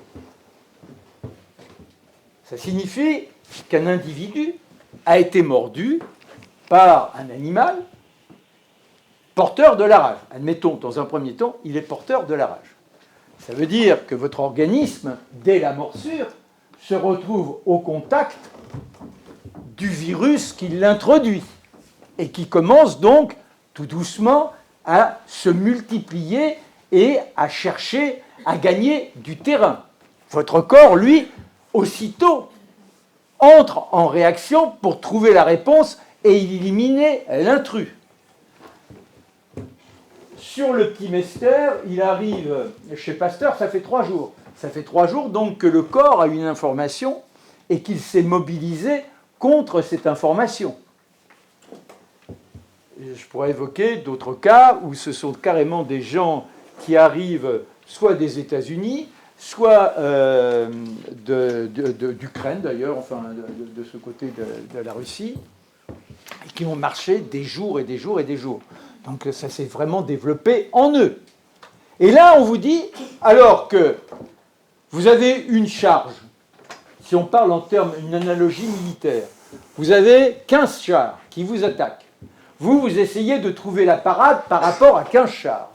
Et on vous dit c'est extraordinaire parce que, alors que vous avez mis en place ce qui doit vous débarrasser des 15 chars, moi je viens avec ma petite automitrailleuse et avec ça, j'annihile tout. Il y a quand même quelque chose qui ne va pas, non? C'est-à-dire qu'une charge minimum vous permet de lutter contre une charge gigantesque. Ça ne me paraît pas crédible déjà dans l'absolu. Mais personne ne s'est jamais posé une question. Revenons donc à la rage. La rage, on nous dit, souvenez-vous à l'école, le petit Mester, l'Alsace et ce fléau terrible qui frappe les individus. À tout moment, paf, un chien, un renard, ça vous saute dessus, et là, vous allez être victime de baves immondes jusqu'à tomber dans la paralysie, et c'est l'horreur, c'est le diable qui vous a pénétré. Eh bien, c'est pour ça que Pasteur s'intéresse à la rage. Car à l'époque, il y a la tuberculose, il y a encore le choléra, même s'il a été confronté à une épidémie qui a avorté, il y a la variole, etc., etc. Il pourrait chercher une autre maladie contagieuse, une maladie entre guillemets. Il s'intéresse à la rage, alors c'est pas moi qui sors ça de mon chapeau, c'est écrit en toutes lettres par Émile Roux, que j'ai cité tout à l'heure, qui est son principal collaborateur, qui est, lui, médecin. N'oubliez pas que Pasteur est chimiste. Et pour avoir le droit de s'intéresser à des patients, il lui faut dans son équipe des médecins. Car lui peut théoriser une méthode, voire trouver la méthode, mais au moment de l'application, il n'a pas le droit de venir au contact du patient. Nicolas Sarkozy, il était certain qu'un jour, il serait président de la République. Moi, j'invente rien, c'est lui qui l'a dit. Hein. Il l'a dit, il était certain. Bon. Eh bien, Pasteur, il est certain qu'un jour, il faudra qu'il sauve l'humanité. Mais, alors, c'est intéressant d'avoir comme ça, le général de Gaulle, c'est pareil, hein, très tôt, il était persuadé qu'il jouerait un rôle pour son pays et pour la France. Il y a des personnes comme ça qui sont emportées par une sorte de force intérieure. Et, alors, on peut appeler ça de la mégalomanie ou je ne sais quoi. Mais heureusement que pour certains, il y ait ça, parce que ça permet l'élan du dépassement. Toujours est-il que Pasteur, très tôt, se dit, il faudra qu'un jour je fasse quelque chose de grand, peut-être la revanche du fils de Pau, fils de sergent de Napoléon, et que je marque de mon empreinte l'humanité, que mon nom reste. Alors c'est pour ça qu'il choisit la rage. Là je passe les détails, parce que ça ne se résout pas en 2 jours, on va fracasser des animaux. Oh, bah oui, que voulez-vous dire ? Et alors c'est pour ça d'ailleurs que l'on se retrouve dans la forêt à côté de Versailles, j'oublie toujours le nom, Marne-la-Coquette, à Marne-la-Coquette, dans une caserne désaffectée. Pourquoi ? Parce que déjà à l'époque, il y a des gens comme vous, de sinistres individus, qui s'intéressent au sort des animaux, n'en a rien à foutre, parce que ce qui compte, c'est la santé de l'homme. Bref, il y a des gens qui luttent contre le mauvais traitement réservé aux animaux, et en particulier l'expérimentation. Voilà, merci d'en parler, merci. Et à partir de là, donc, il se réfugie dans une caserne à Marne-la-Coquette, parce que les chiens sont là, à bois, et bon, alors on essaie. Et déjà, dans un premier temps, il a beaucoup de mal à trouver alors là encore, c'est difficile, il lui faut un magma, puisqu'on ne peut pas isoler le virus en tant que tel. Il lui faut un magma dans lequel on trouve cet élément qui n'est pas identifié et qui est à l'origine de la maladie. Alors, et il ne trouve pas, et quand il trouve, quand il essaie de l'inoculer à des animaux sains, ça ne marche pas. Alors c'est là où il faut une patience extraordinaire, comme tout chercheur, hein, bon. Et il y a l'intuition qui vous dit. Mais celui qui trouve la solution, c'est Émile Roux. ils sont en équipe, mais chacun essaie de faire avancer le projet à sa manière. Et Émile Roux lui dit, Monsieur Pasteur, j'ai réussi à transmettre la rage à un chien. Ah bon, vous avez fait comment? Eh bien, tout simplement, en introduisant... Ben, vous n'avez pas tombé mal.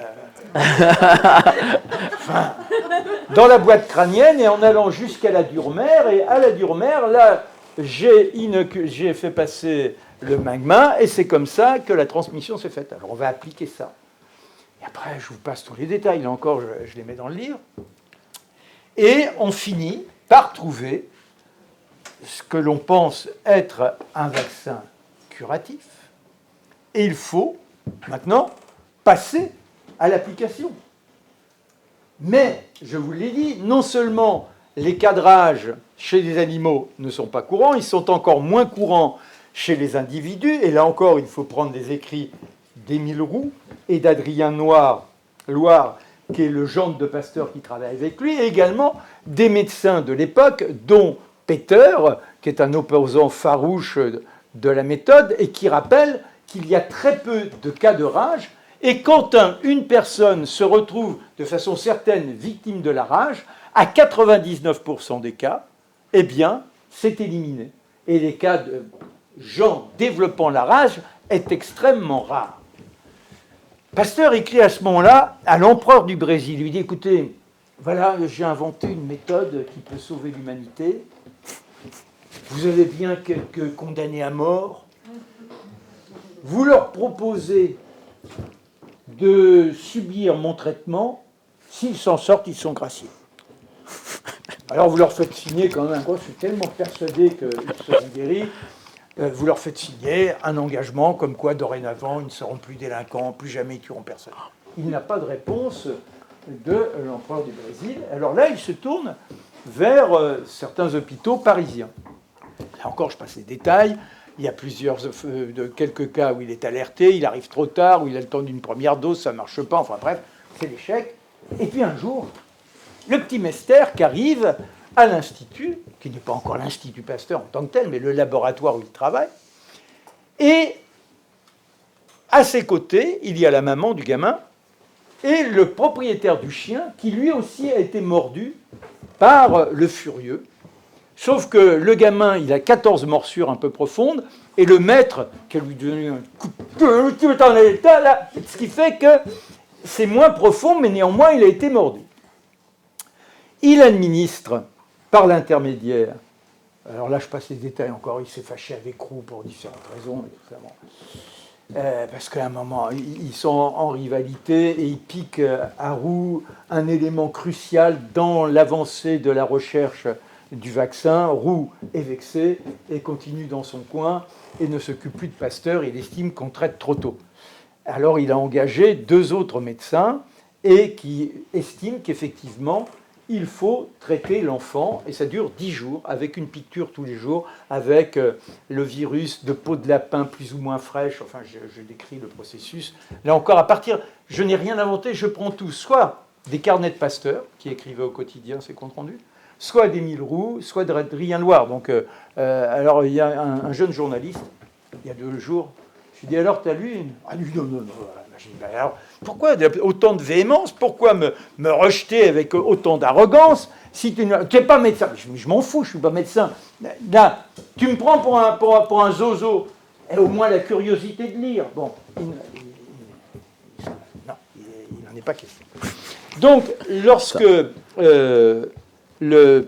Pasteur, donc ce ne sont que des documents, et lui, ce journaliste, me dit, mais n'importe qui pourra écrire autre chose, et ça serait aussi crédible. Mais je lui dis, d'abord, on me dit, ça c'est pas crédible, moi je ne fais que reprendre des éléments qui ont été écrits par des auteurs.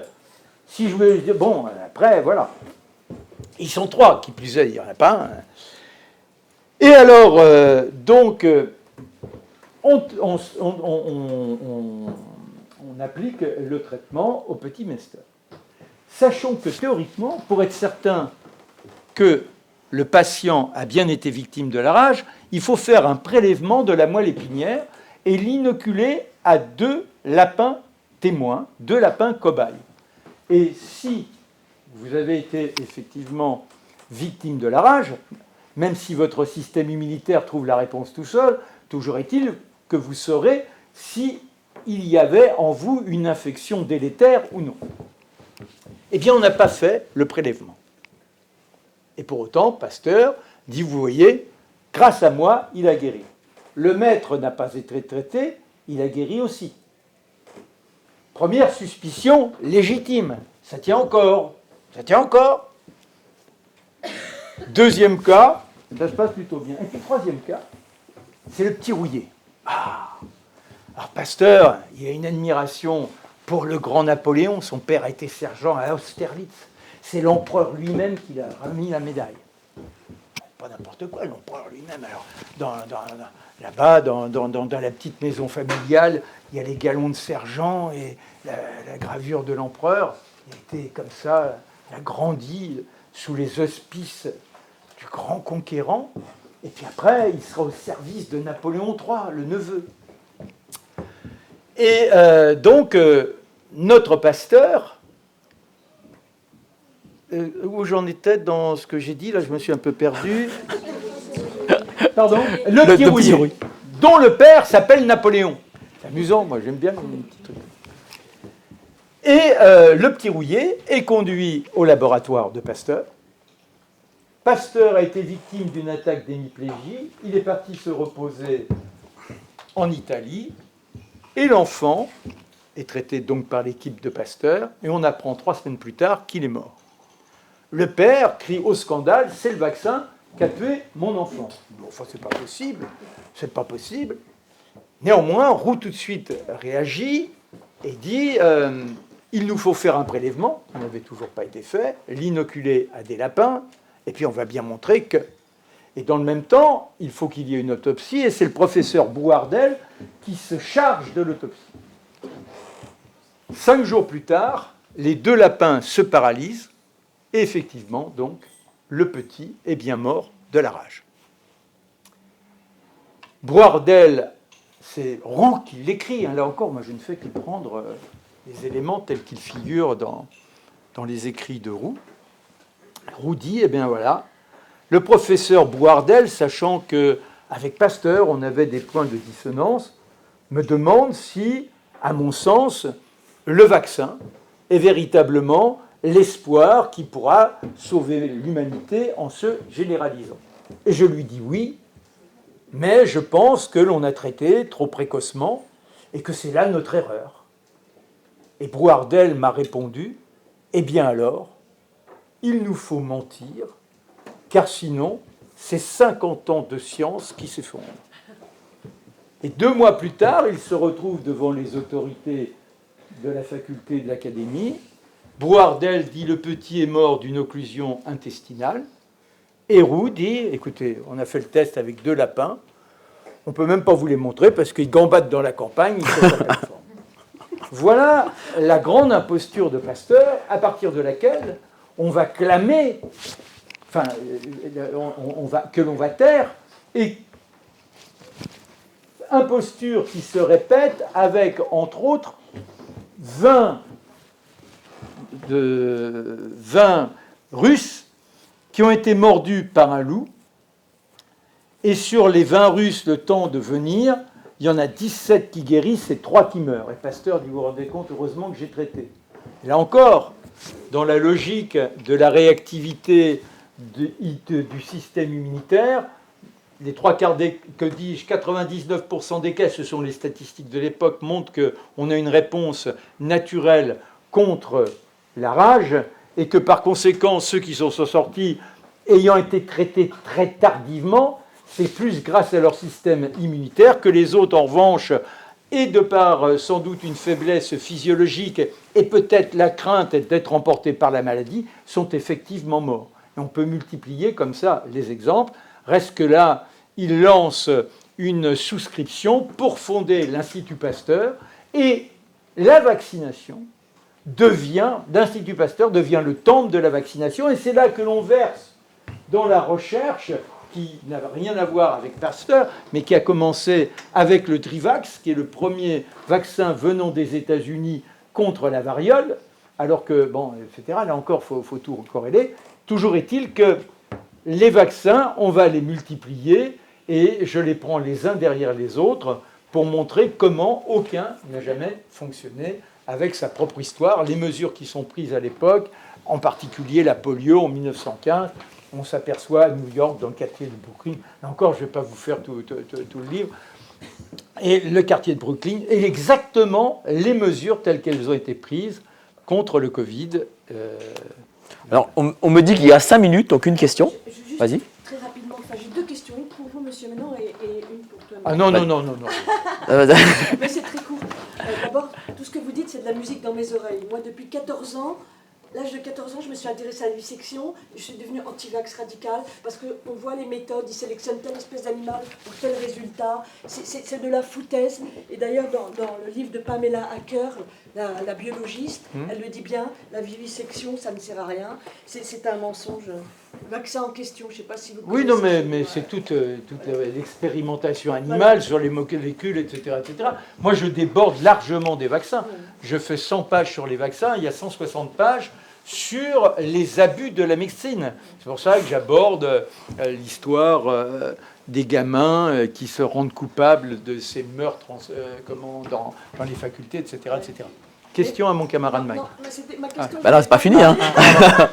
Ma question, c'est est-ce que vous n'avez pas le sentiment d'être David contre Goliath? On s'en Et Goliath, c'est, juste pour vous dire, Goliath, il y a le film Goliath où on peut lire une lecture du Covid dans ce film Goliath, je ne sais pas si vous l'avez vu. Non. D'ailleurs, Pierre Nimet dit « Je suis Macron » dans le film. Et je trouve que c'est bien, il a bien ouvert sa gueule pour une fois. Bon, bref. Et ce que je voulais vous dire, voilà, pour moi, vous êtes un peu un David contre Goliath, contre le rouleau compresseur des labos. Et même il n'y a pas longtemps, j'ai vu un épisode d'Unité spéciale, New York, Unité spéciale, et l'inspecteur Stabler, ils sont en train de se battre contre des parents qui refusent de vacciner leur enfant. Ça développe la tuberculose. Donc jusque dans les médias, les labos, c'est quand même des gros rouleaux compresseurs. Oui, mais tout, c'est là, je crois qu'il ne faut pas lutter contre les labos en tant que tels. Ouais. Les labos, c'est le marchand de chapeaux. Ouais. Déjà, il y a des choses qui sont complètement aberrantes. On admet le lobbying. Le lobbying est une fonction officielle. À Bruxelles, vous avez des bureaux qui sont payés par l'ensemble des États où les lobbyistes sont là. Donc on admet que des gens, au nom d'un commerce, viennent vous pilonner la tête pour vous influencer. Ça, c'est la première chose.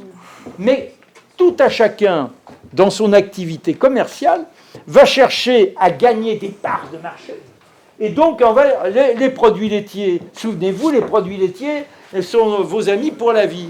Eh bien, sauf que, et là encore, je fais tout un chapitre sur les conséquences des produits laitiers, avec entre autres Catherine Hill, qui n'est pas dans une officine, puisqu'elle est à Gustave Roussy. Et c'est l'une des grandes prêtresses de Gustave Roussy. Et qui a mis en évidence que le diagnostic trop précoce conduisait à des traitements trop précoces. Pour un cas de sauver, il y a un mort, et il y a 60% de gens qui vont avoir des effets secondaires. Et elle interpellait, moi, la première fois que j'ai rencontré tous ses confrères, en disant, mais est-ce qu'être victime d'incontinence, être victime d'impuissance, les femmes avoir des prothèses mammaires, etc., est-ce que tout cela est si insignifiant pour qu'il n'y ait aucun gain, puisqu'on a un mort d'un côté et un mort de l'autre? Donc, on crée des malades en traitant trop précocement, puisque ce sont des cancers non évolutifs. Alors déjà, ce qui est extraordinaire, c'est quand on vous dit un cancer non évolutif. Au départ, un cancer ne peut être qu'évolutif, puisque le principe du cancer, c'est ça se multiplie. Donc, on devrait remettre en cause la définition même du cancer. Eh bien, on ne la remet pas en cause. Or, cancer de la prostate, cancer du sein en particulier, sont des cancers dont on s'est rendu compte qu'ils s'arrêtaient spontanément. Comment on s'est rendu compte de ça? Eh bien, parce qu'on a fait des autopsies sur des personnes décédées dont on n'avait aucun signe clinique de quoi que ce soit. Et on s'est aperçu que 60% d'entre elles, et jusqu'à 80% chez les personnes de plus de 70 ans, étaient porteuses de cancers qui s'étaient arrêtés spontanément. Et c'est comme ça qu'on a constaté ce phénomène. Et pour autant, vous ne cessez d'entendre les campagnes, il faut se prêter au diagnostic, avec toutes les conséquences sur l'environnement. D'ailleurs, les dépistages, même cancer du sein et tout ça, c'est dangereux pour la santé. Oui, ça c'est un autre phénomène. C'est un autre que je traite aussi, si je puis dire. Donc achetez le livre. Hein. Non, mais... Pardon, Oui. excusez-moi. Vous avez fini? Il a fini. Excusez-moi. Non, parce que j'avais juste un truc vraiment super important pour Mike aussi, parce que c'était pour dire... là, j'ai des soignants suspendus. D'ailleurs, on n'est pas que les soignants, puisque moi, je ne suis pas soignante et je suis concernée par l'obligation vaccinale. Il n'y a pas que les soignants. Mais bref, à côté de moi, j'ai des soignants suspendus. Donc, ce que je voulais vous dire, c'est qu'à Tenon, à l'hôpital Tenon, où je suis né d'ailleurs, un mois et demi, il y a une soignante qui s'est suicidée parce qu'elle a refusé la 3e dose. Comment médiatiser cette histoire? C'est terrible ce qui s'est passé. Ils ont jeté une femme soignante à la rue parce qu'elle était logée par Tenon. L'hôpital l'a jetée parce qu'elle refusait cette 3e dose. Donc vous ne trouverez jamais un grand média pour traiter ça. Pourquoi? Ce n'est pas uniquement de la censure. C'est parce qu'ils ont l'intime conviction, j'aime bien cette expression d'intime conviction, que pour un cas, aussi dramatique soit-il, s'ils le mettent en avant, ils effondrent une théorie qui est une théorie de l'espoir.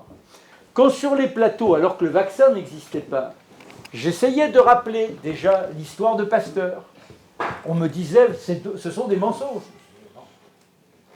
Maintenant, il y a le livre dans lequel j'étale tout, alors on ne peut pas me dire que c'est du mensonge. Mais on me disait c'est du mensonge. Mais plus fort que ça, on me disait c'est terrifiant parce que vous tuez l'espoir. Oui, non mais, à partir de là, ils se responsabilisent. C'est l'histoire qu'ils ont réussi à mettre dans nos têtes. Vous êtes des criminels parce que vous ne vous vaccinez pas. Vous êtes les porteurs de ce qui emporte les gens. Mais alors, ils ont tué l'espoir aussi avec les traitements. Mais oui. Mais parce que... Mais non, parce que ça, ils ne veulent pas y croire. Je vous le dis, ils ne le corrèlent pas. La pharmacovigilance aujourd'hui... Alors, il y a quand même un sénateur LR que j'ai rencontré tout à fait par hasard à CNews l'autre jour, qui m'a dit qu'il faisait tout un travail pour essayer de colliger un maximum d'effets secondaires. Mais dans la rédaction, puisque nous, on n'était pas sous cloche, on pouvait venir encore au travail. Enfin, moi, quand je dis travail, c'est sous un peu de la gueule du monde, parce que je n'ai jamais travaillé de ma vie. Journaliste, c'est pas travailler, c'est se faire plaisir, donc il faut dire les choses qu'elles sont. Ces gens-là, ce qui les soulageait le soir, c'était à 19h, après avoir applaudi les soignants, l'apéro devant la caméra avec les copains. L'apéro. Avec ça, vous avez la liberté. Le reste, ils s'en foutent. Le masque, enfin, porter un masque. En quoi c'est... Hein, les Japonais, ils portent masque depuis longtemps. Hein. Non, mais vous vous rendez compte? c'est vrai. C'est-à-dire qu'il y a une sorte d'infantilisme qui nous a rongés tout doucement et qui permet à la médecine d'instaurer la puissance de son pouvoir et personne ne doute de quoi que ce soit parce que c'est déjà bien dans les crânes. Alors c'est pour vous dire comment lutter. Oui, on est seul, il faut être certain. Alors, je crois qu'il y a madame qui a une question. Il faudra au fur et à mesure, mais ça ne sera pas demain. Alors, madame a une question. Oui, moi j'ai une question et j'aimerais que ce soit Mike qui répond. Oui. Pardon. Non, mais je vous en prie. Non, mais voilà. Merci. C'est pas de ma faute.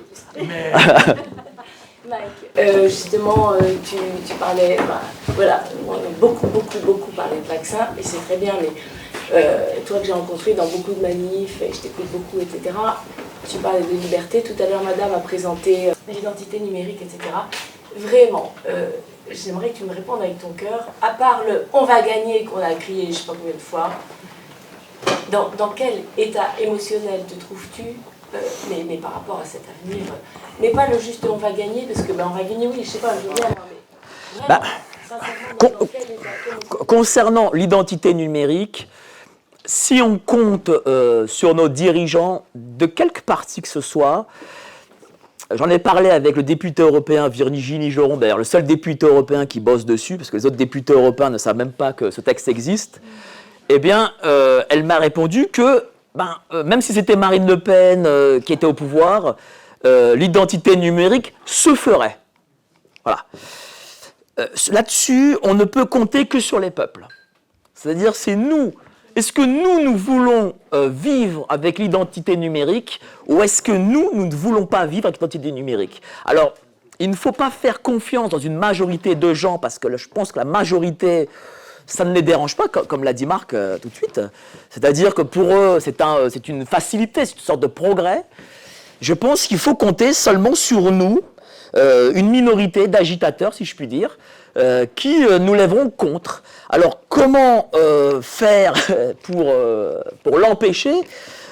Aujourd'hui, je n'ai pas la réponse, mais je pense sincèrement que moi, j'ai beaucoup d'espoir. Je pense quand même que la flamme française qui est en nous, cette flamme, malgré tout, de liberté, va se réveiller, va se révéler chez certains. Et je pense que malgré tout, ce ne sera pas facile, hein, ce sera très compliqué, ce sera très dur. Et très long. Et très long. Je pense que malgré tout, nous réussirons. C'est vraiment ma certitude. Et peut-être que nous réussirons parce que peut-être qu'à l'avenir, il y aura des troubles du fait de l'économie. L'économie ne se porte pas bien, on a une inflation galopante et il faut se dire les choses. C'est le portefeuille qui régit la psyché des gens. C'est pas le mot liberté. Liberté, c'est pas une valeur, je pense, assez fondamentale pour tout le monde. Ça l'est pour nous, mais nous ne sommes pas la majorité. Je ne vais pas vous mentir et dire « Ah oui, nous sommes la majorité, c'est bon ». Ce n'est pas vrai. Mais je pense qu'in fine, nous réussirons. Alors, je voulais donner juste la parole 2 minutes à Marc Doyer, qui a quand même une annonce à faire. Notre ami Marc Doyer qui est ici présent, parce qu'il fait une action le samedi 18 juin à 14h devant le tribunal de Paris. N'hésite pas, en parle-en. Bonjour à tous. En fait, nous avec Vérité France et puis d'autres associations, le 18 juin, on fait l'appel du 18 juin. On veut remettre au cœur de tout ça en fait, des valeurs humaines. Et on va faire témoigner des victimes d'effets secondaires. Et puis aussi, on va avoir une action pour les personnels en général qui ont été suspendus.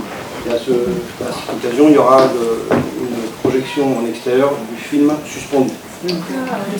Et alors pour l'instant, on attend l'autorisation de la préfecture, puisque vous imaginez bien qu'à partir du moment où j'ai demandé de pouvoir faire une manifestation statique à la préfecture, au moins, je n'ai pas trouvé la réponse. Donc, de toute façon, je préviendrai votre réseau.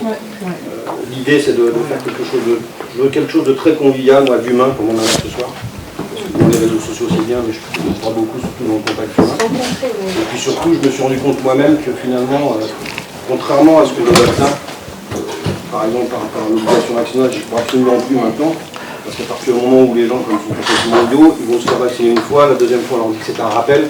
Et quand ils voient leurs amis ou qui eux-mêmes tombent malades, et qu'on en parle de 3e, 4e dose, ils vont donner le Français bon, je crois que ce sera quand même beaucoup plus difficile de mettre en place. J'aimerais partager votre optimisme. Mais quand vous êtes confronté aux gens, ils vous disent bon, oui, une 3e dose, une 4e dose, tant pis, s'il faut vivre comme ça, l'important c'est de s'en sortir, et voilà. Et demain, ils remettront le masque. Ils le mettent déjà contre la variole du singe, je ne sais pas si vous avez remarqué, d'ailleurs il y en a qui n'ont jamais fait tomber le masque, et aujourd'hui, vous voyez qu'il y a une recrudescence. C'est-à-dire que quand les gens sont conditionnés, pour les faire sortir de là, c'est très difficile. Mais partageons l'optimisme. Non, alors c'est pas être optimiste, moi je pense que sur le terrain, je le vois, par les nombreux témoins que je reçois, aussi bien d'ailleurs de soignants, je vois les soignants qui étaient autour de moi pendant les 10 mois qui ont été terribles, elles sont allées faire la 3e dose, en disant de toute façon on n'a pas le choix pour vous protéger. Et puis parce que on a besoin de continuer de travailler. Moi, je me souviens d'une infirmière qui me disait j'ai 2 enfants, je suis seul à la maison, j'ai pas le choix. Par contre, elle me dit au même moment, je vaccinerai pas mes enfants. Vous voyez un petit peu la différence. Et là maintenant, la même infirmière me dit non, je n'irai pas faire la 4e dose. Tant pis, s'il faut, j'irai vendre des légumes sur le marché, je changerai de métier. Et ça, il y a beaucoup de gens quand même qui me disent. J'avais encore aujourd'hui une dame qui vient m'aider, qui fait un peu de ménage à la maison. Il y a 2 mois, elle me disait ah mais j'ai pas le choix, je fais la 3e dose parce que j'ai pas le choix, il faut que je travaille. Et là aujourd'hui, elle me dit, je lui dis alors tu feras la 4e. Je dis non, non, il me dit mais qu'est-ce que tu feras? Ben, elle me dit écoutez, les gens chez qui je veux travailler, ou ils me prendront comme je suis sans 4e dose, ou j'irai travailler ailleurs. Donc je peux vous dire que quand même on peut avoir espoir, parce que ça change un petit peu sur le terrain. Et puis pourquoi? Parce qu'aussi beaucoup d'associations ont mis en avant les effets secondaires, parce qu'aujourd'hui on ne peut pas les nier, les effets secondaires, il y en a beaucoup. Voilà. Donc, voilà. Je vais pas monopoliser plus. Mais je pense aussi, pour répondre à Marc, juste une seconde. Je pense aussi que ça viendra aussi de la province. Je pense que les gens en province, malgré tout, sont quand même plus réceptifs qu'ici à Paris. Bon, alors il faut arrêter. On a oublié de conclure. Ce que j'ai constaté aussi, c'est qu'en fait, nous avons beaucoup plus de pouvoir que ce que nous croyons, parce qu'aujourd'hui, moi je l'ai vu par les témoignages, il y a des réseaux partout, sur tout le territoire. Après, ce qu'il faut, il faut se rassembler, il faut se parler. Chacun peut, par exemple, imprimer un petit document, puis le donner à son voisin, à son commerçant, au boulanger. C'est comme ça que vont se faire les choses. Et je dirais qu'on n'a pas besoin des grands médias, parce que de toute façon, je pense qu'ils sont définitivement perdus. Et qu'en plus, il y a tellement de chaînes que malheureusement, les gens n'y arrivent pas. Mais par contre, je crois que voilà, on a le pouvoir chacun de pouvoir dire à son voisin, t'as vu ce qui se passe là? Moi, vous savez, à l'association, maintenant, c'est ce qui se passe. On fait des journées où on se contente de montrer des panneaux avec des effets secondaires. Et moi, à travers mon histoire, ce que je vais vous montrer, c'est ça. C'est-à-dire que moi, on m'a dit, vous savez, Morissette, elle avait ça en elle. Vous voyez, c'est dramatique, c'est même très grave. C'était presque, si on me disait, c'était de sa faute. Puis de toute façon, ne vous inquiétez pas, on m'a juste évité de me dire, bon, elle l'a eu maintenant, mais de toute façon, elle l'a eu un jour. Et on s'est rendu compte qu'en fait, si vous partez dans des délires de chiffres, de statistiques, d'études, ça ne fonctionne pas, les gens ne sont pas. Par contre, quand vous commencez à leur montrer la photo d'un enfant, d'une maman, d'un papa, voilà, décédé telle date, là ils commencent à dire, oula, mais ça pourrait être moi. Moi, avec Morissette, c'est ce qui s'est passé. C'est que finalement, les gens, j'ai voulu dire que derrière le bénéfice-risque, il y avait de l'humain, tout simplement. Voilà. On ne pouvait pas se contenter de dire, vous savez, comme on est allé à mon fils il y a quelques jours, parce qu'il se plaignait, il disait, voilà, c'est la fête des mères et le vaccin a tué ma maman. Il y a quelqu'un qui lui a écrit, qui a dit, oui, mais il a aussi sauvé des mamans. Non, mais voilà, vous vous rendez compte qu'aujourd'hui, on va justifier en fait c'est dingue. Des décès en expliquant qu'on en a peut-être. Mais non, mais même pas. Le drame, c'est qu'on entretient le peut-être, mais il ne devrait même pas y avoir de peut-être. De toute façon, voilà. Et puis vous avez aussi, moi je l'ai vu sur quelques plateaux. Des gens qui sont référencés comme des intelligences supérieures. Alors ils veulent créer, par exemple, à partir de projections de craie, pour engluer, je dirais, l'atmosphère, afin qu'ils deviennent plus opaques et que les rayons du soleil ne viennent pas réchauffer le climat, sans s'occuper des retombées, parce que la craie, une fois qu'elle est là-haut, elle retombe, etc., etc. Et il y a 10 méthodes comme ça, toutes aussi folles les unes que les autres, qui sont proposées. Maintenant, ils vont se réunir, Macron l'a décidé, entre spécialistes pour comment modifier, grâce à la science, un climat qui nous permettrait de sortir de la fameuse crise du CO2. Vous voyez, c'est-à-dire que la science est devenue une chimère absolue dont on aura beaucoup de mal à faire décrocher les uns les autres, jusqu'au jour où il se faudra bien constater que... Mais disons pour moi, on n'est pas encore dans l'acmé comme ça, on est encore dans cette illusion qu'ils arrivent à tenir artificiellement. De toute façon, il faut lutter, il ne faut pas s'arrêter. Voilà.